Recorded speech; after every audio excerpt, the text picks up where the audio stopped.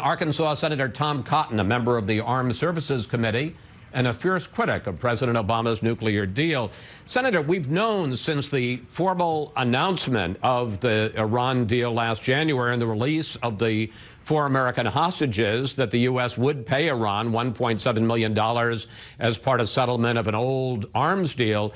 So why are you so upset by the revelation this week about this $400 million cash payment to Iran? Chris, it's good to be on with you this morning. At the time, I said that $1.7 billion payment was a ransom itself, but the administration has consistently stonewalled Congress and the American people. We didn't know the cash payment, for instance. We didn't know that it was paid for with bills that can be easily laundered and used for terrorism or support for Iran's allies throughout the region. And we didn't know that the Department of Justice opposed it. I think it's really shocking to most Americans that the United States government was acting like a drug cartel or a third world gun runner might, stacking cash on a pallet and wrapping it in cellophane and flying it in an unmarked aircraft to give to the world's worst state sponsor of terrorism. There's still a lot of questions left to be answered, and the Obama administration continues to stonewall on those. Let me quickly point out, if people are wondering, that you're on the Cotton family farm in Arkansas, and I must say it looks like a very nice place to be on this Sunday. President Obama didn't keep it a secret. I mean, he announced last January that we were giving this money to Iran. Let's look back at what he said. The United States and Iran are now settling a long-standing Iranian government claim against the United States government. Iran will be returned its own funds, including appropriate interest, but much less than the amount Iran sought. Now, I understand the point you made in your first answer. We're talking about $400 million in cash. We're talking about an unmarked plane. We're talking about the hostages waiting on the tarmac till the plane landed. But you certainly would agree that the administration did not keep this payment, maybe the nature of it, but they didn't keep the payment secret. Well, they did keep the nature of it, and when you give $400 million in straight cash in 500 euro notes, a note that is notoriously used for terrorism and drug running around the world, so much so that the European Union is taking it out of circulation, I think that's an important fact for the American people to know. Again, though, I said at the time in January that paying them $1.7 billion, not money that they deserve, not money that they had a right to, on the very weekend that 4 Americans were released from captivity and the nuclear deal was implemented, was a ransom payment. And that would lead to the detention of more hostages in Iran, which is exactly what has happened in the meantime. Now, you've talked about it like a drug cartel, money laundering. Former Bush Attorney General Michael Mukasey, who was also a former federal judge, had an article this week in the Wall Street Journal under the headline, "Legal but not right." Do you agree that, whether you like it or not, the payment was legal? And what do you plan to do about it to try to stop this kind of thing? Obviously, you can't undo it, but to try to stop it in the future. Well, Chris, lawyers disagree about the legality of it, but in the end, this is not a question of whether it was legal. It was whether it was smart, and it's the right thing to do to keep Americans safe. Again, President Obama said we don't pay ransom this week. He said this payment was not a ransom. It doesn't really matter, though, what President Obama says. It matters what the Iranians think, and it matters what dictators and terrorists and gangsters all around the world think. And they clearly think that this was a ransom payment, and that if they take an American hostage, then maybe they too will get a $400 million windfall in 500 euro notes on an unmarked plane. That's why it's so dangerous. Now, we have to stand up to Iran, Chris. I've introduced legislation with Bob Corker and Bob Menendez and Joe Manchin called the Countering Iranian Threats Act that we need to enact almost as soon as we get back into session next month to stop Iran's illicit activity and its support for terrorism. Well, I want to get into the larger question of Iran, because one of the concerns is that Iran used this money and the many more billions that it got as part of the nuclear deal to support terrorism. But CIA Director John Brennan said that that's not true. Let's listen to Director Brennan. The money, the revenue that's flowing into Iran is being used to support its currency, to provide, monies to the departments and agencies, build up its infrastructure. Is Director Brennan misleading the American people, Senator?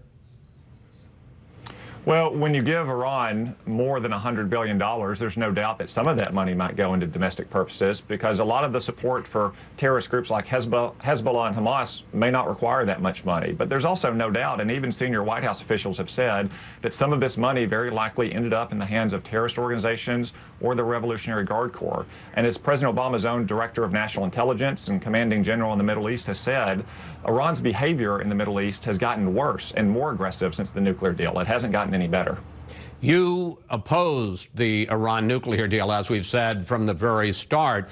At the time that the deal was announced, the general assessment was that Iran was weeks, at the most months, away from breakout, the point at which it would be able to assemble enough fissile material to make a nuclear bomb. Now, most outside experts say they're at least a year away. So the breakout period has been brought back. Isn't that a good thing? No, Chris, the nuclear deal is still a failure. Remember, the fundamental objection to the deal was not that Iran would break the deal, but Iran would uphold the terms of the deal, and they'd still be on the path to a nuclear weapon because we allowed them to keep a vast nuclear infrastructure in just a matter of years. It only took North Korea 12 years from the time that we signed a similar deal with them in 1994 to detonate a nuclear weapon.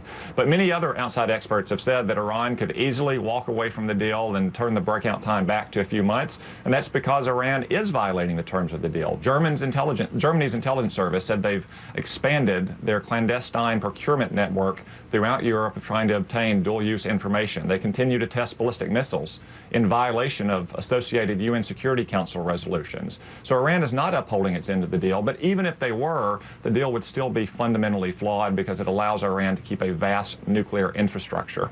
Now, Donald Trump is trying to link Hillary Clinton to this payment of the $400 million, given the fact that she stepped down as Secretary of State 3 years before any of this happened. Is that fair?